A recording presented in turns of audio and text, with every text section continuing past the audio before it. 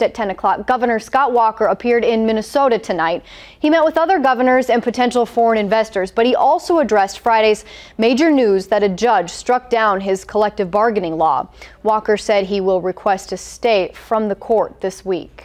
Because if it's ultimately upheld as being constitutional, which we believe it will be, it doesn't make any logical sense to have school boards and local governments go back, change everything, and then come back after short order and go back to the way it was.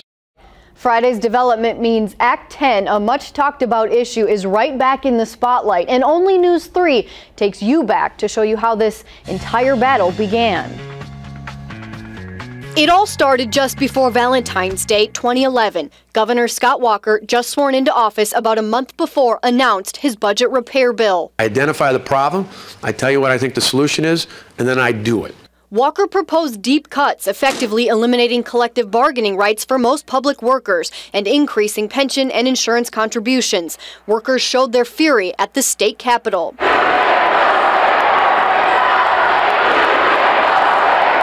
After weeks of stalemate, including 14 Democratic state senators leaving Wisconsin for 3 weeks, Act 10 passed controversially in March. This is clearly a violation of open meetings law. There are 18 ayes, 1 no. Several legal battles later and a stop at the state Supreme Court, Act 10 became law in June 2011.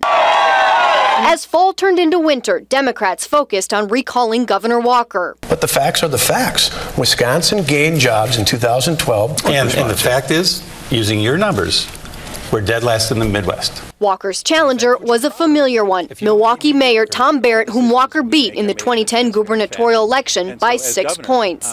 Voters really do want leaders who stand up and make the tough decisions. After months of recall campaigning, the governor kept his title, beating Barrett by 7 points this past June, making Walker the first U.S. governor to stay in office in a recall election. That every time Governor Walker gets a negative ruling from any court, he's going to cry like a baby and whine and say they're political and biased.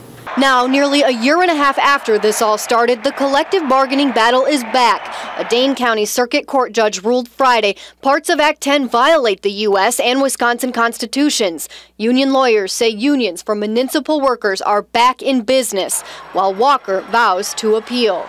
Ultimately, we're confident that when it comes to the Court of Appeals and up to the Supreme Court, the law will be upheld.